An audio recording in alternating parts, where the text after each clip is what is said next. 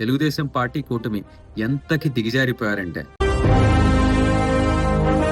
సత్యమే లోకమున వెలుగునిచ్చును, అబద్ధమున క్షణిక సుఖమునను, అంతిమమున అపజయం తప్పదు. సత్యమే లోకానికి ఒక వెలుగు చూపుతుంది.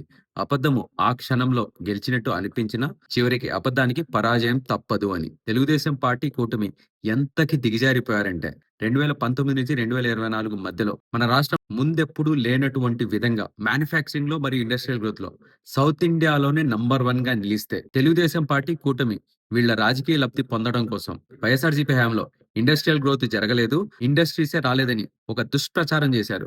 ముఖ్యంగా తెలుగుదేశం పార్టీ కూటమి చేసిన దుష్ప్రచారాల్లో లడ్డూ కల్తీ ఒకటి, రెండవది వైఎస్ఆర్సీపీ హయాంలో ఇండస్ట్రియల్ గ్రోత్ జరగలేదు, కంపెనీలన్నీ భయపడి వెనక్కి వెళ్లిపోయాయన్నది. లడ్డూలో కల్తీ జరగలేదన్న విషయం కోర్టు తేల్చి చెప్పేసింది. ఇక రెండో విషయం, ఆర్బీఐ అంటే reserve bank of India release చేసిన ఒక లేటెస్ట్ రిపోర్ట్ ప్రకారం 2019 నుంచి 2024 మధ్యలో మన రాష్ట్రం మ్యానుఫ్యాక్చరింగ్ గ్రోత్ లో సౌత్ ఇండియాలోనే నంబర్ 1, ఓవరాల్ ఇండియాలో 4వ స్థానం. ఇక ఇండస్ట్రియల్ గ్రోత్ లో కూడా సౌత్ ఇండియాలోనే నంబర్ 1 మరియు ఓవరాల్ ఇండియాలో 8వ స్థానం.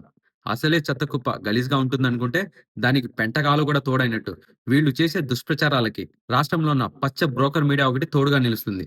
జగన్మోహన్ రెడ్డి గారి బర్త్డే రోజు గర్భిణీపై దాడి దిగబడ్డారంట. జనసేన పార్టీకి చెందిన ఒక కార్యకర్త ఏదో తప్పు చేస్తే అతను జనసేన పార్టీకి చెందినవాడని తెలియక వైఎస్ఆర్సీపీకి చెందినవాడని అనుకోని కక్ష సాధింపు చేయాలనే ఉద్దేశంతో లా అండ్ ఆర్డర్ కి విరుద్ధంగా పోలీసులే అతన్ని రోడ్డు మీద నడిపించడం. మా అన్న అజయ్ దేవా, నేను వాళ్ళ సిస్టర్ ని మాట్లాడుతున్నాను. ఊరికే మా అన్న అసలు వైఎస్ఆర్ పార్టీనే కాదు, అసలు పక్కా జనసేన. మా అన్న టాటో కూడా వేయించుకున్నాడు. రాష్ట్ర యువతకి నాదొక సలహా, మీరు ఒక రాజకీయ నాయకుడినో లేదంటే ఒక సినిమా హీరోనో ఐడియల్ గా తీసుకునేటప్పుడు అతని క్యారెక్టర్ ఏంటని తెలుసుకుని ఐడియల్ గా తీసుకోండి. ఏదన్నా కష్టం వస్తే మీకు తోడుగా ఉండగలగాలి. జనసేన పార్టీకి సంబంధించిన కార్యకర్తలు మాకు సరైన గుర్తింపు రావట్లేదు, మాకు అన్యాయం జరుగుతుంది అనే పవన్ కళ్యాణ్ గారికి చెప్పుకుంటే పార్టీకి సంబంధించిన నేతలు మేమేం చేసినా తప్పు అంటున్నారు. నిన్న బొలిశెట్టి కూడా మాట్లాడితే ఎమ్మెల్యే పవన్ కళ్యాణ్ గారు దానికి ఇచ్చిన రెస్పాన్స్ చాలా స్పష్టత ఉన్నాను. ఏంటంటే పార్టీ నాకు మనుషులు లేకపోయిన పనులు ఏం చెప్తానంటే మనం గొడవపడి ఎందుకు ఉండడం, పార్టీలు మీరు సంతోషంగా మీ దారులు మీరు చూసుకుంటే ఆ దారి నేను చూసుకుంటాను. ఇలాంటి ఒక నాయకుడిని ఎవరు ఐడియల్ గా తీసుకోకూడదు. మనం ఇంకా మన రాష్ట్ర జిఎస్డిపి గురించి మాట్లాడుకోలేదు. ఒక దేశానికి జీడిపి ఎలా ఉంటుందో ఒక రాష్ట్రానికి జిఎస్డిపి ఉంటుంది. ఆ రాష్ట్ర ఎకనమీ గురించి చెప్తుంది.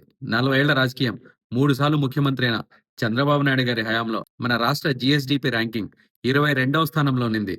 వైఎస్ఆర్సీపీ హయాంలో 16వ స్థానంలోకి వచ్చి 4వ స్థానంలో నిలిచింది. మన రాష్ట్ర ముఖ్యమంత్రి చంద్రబాబు నాయుడు గారికి నాదొక సలహా, ఇలాంటి దుష్ప్రచారాలు చేసుకునే బదులు రాష్ట్ర ప్రజలు మీకు ఒక ఛాన్స్ ఇచ్చినప్పుడు రాష్ట్రానికి, రాష్ట్ర ప్రజలకి ఏదైనా మంచి చేయండి.